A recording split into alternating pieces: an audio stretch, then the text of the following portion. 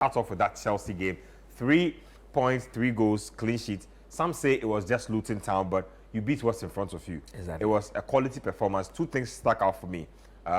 Raheem Sterling, 2 goals and an assist. So he was involved in everything Chelsea did on the day. And then Malo Gusto at right back, putting in a really solid performance in the absence of Reece James. Just your thoughts on that Chelsea performance and then what Sterling offers this team going forward. I think that's more like it. This is the Chelsea of old. A bit more reminiscence of what, I mean, we've gotten ourselves used to when it comes to Chelsea at the bridge. For Raheem Sterling, I think this was by far his best game in a Chelsea shirt. He wanted the ball. He wanted the ball, not to pass it back to people. He said, give me the ball. He took players on. Look at that first goal. Absolutely brilliant. Yeah. There was no space. He created the And ironically, he played on the right side in this game. Exactly. No, but when he started his footballing career, during his Liverpool days, he was playing on the right side of the attack. So he just reminded everybody how explosive a player he could be. I just hope that this will get him to build in confidence. And then, because now this Chelsea team is set, I still maintain Raheem Sterling will not score 20 plus goals. I still do maintain they need a proper number 9. Yeah. And I'm happy when you listen to Mauricio Pochettino. He tends to admit to that. He tends not to. William Jackson will not score 20 plus goals. If you watch the game, the only time he finds himself in the proper striker's position, he was planting the ball in the back of the net. So if Mauricio Pochettino can get Chelsea to play in a way that will not allow Jackson to drop too deep, even in the highlights. Yeah. We saw where he came all the way to the center line just to circle. pick up the ball in 10. No, you cannot expect your main man, your goal-getter, the one who is expected to bang in the goals, to be dropping that deep to affect the play. No, that cannot be allowed to happen. I think the Chelsea setup now with the inclusion of Moise Caicedo and then Enzo Fernandez. Look, I think this boy now is relishing the challenge. Gallagher. Yeah. To be honest, I've always liked him. I mean, I feel like people who see him and judge him for things he doesn't have. You see, I've liked him for his energy. And I would have more or less be using him in games where we'll be doing a bit more chasing of the ball.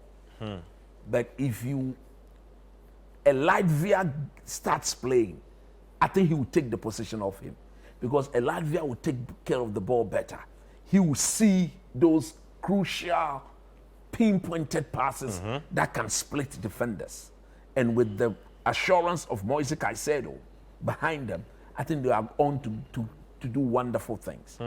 Chelsea, major concern to me is whatever is happening to Reece James. I have said that if Reece James can stay fit, I think they will challenge, not for the league.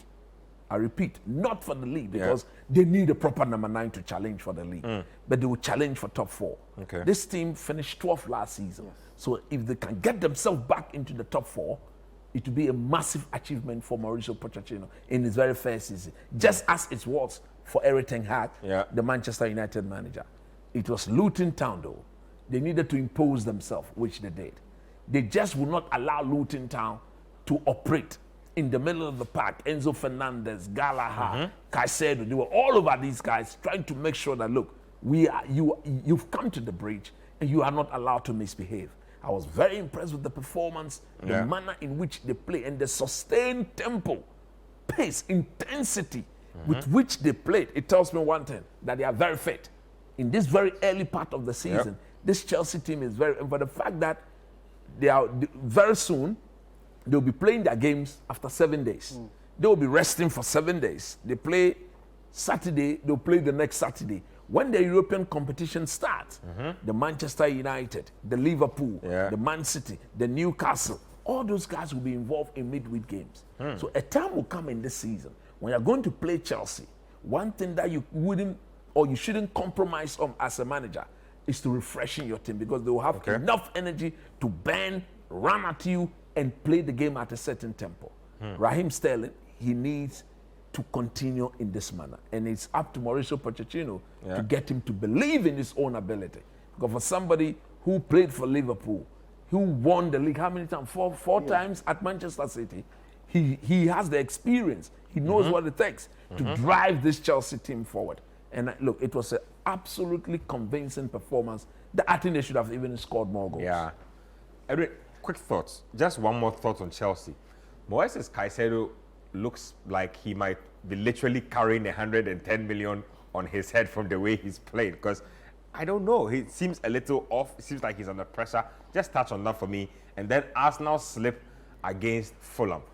Arteta has a harvest problem on his hand. I watched them again against Fulham, and really, they don't seem like they know what they are doing with Kai Havertz. Look, with the Chelsea bit, I feel that Caicedo's lack of confidence in the first game against West Ham, where he caused the penalty, in the second game, the first few minutes of the second game against Luton, you could see it. The price tag was weighing on him, but I think he grew into the game. Once he started playing with a lot more with Enzo Fernandez, with Gallagher, he knew that he had players who could match his ability in terms of passing, the one-touch passing. We saw that in the highlights where he was just moving the ball around. And I feel a lot of people are going to say, wow, for 150 million, you'd expect a lot more from him in terms of goals, in terms of assists. But just a second. From where he plays, he's not a Casemiro. He will do his own thing. Exactly. Exactly. What he brings is an assuredness in that position he plays. He's not going to get you the goals. He's not going to get you the assists. But he's a specialist in that area. He brings calmness in that Chelsea midfield. The passing ability is there. He's able to break down opposition play and then transition. That's the most important thing. Transition from forward to attack, from defense to attack. So we saw him involved in Chelsea's first goal with Sterling, the quick passing to Malo Gusto, who found Sterling for him to run through. And then he was also involved in the second goal for Sterling as well, quickly moving the ball on. That is what Chelsea have been missing, a player who just moves the ball on quickly, doesn't hang on it for too long, doesn't just dwell on it for other players to, for the opposing team to get into their positions and then defend. If you move the ball on quickly, you find that players are out of position. You can take advantage of them more and score more goals. I think he's fit into that Chelsea team very well, and it will show more going forward.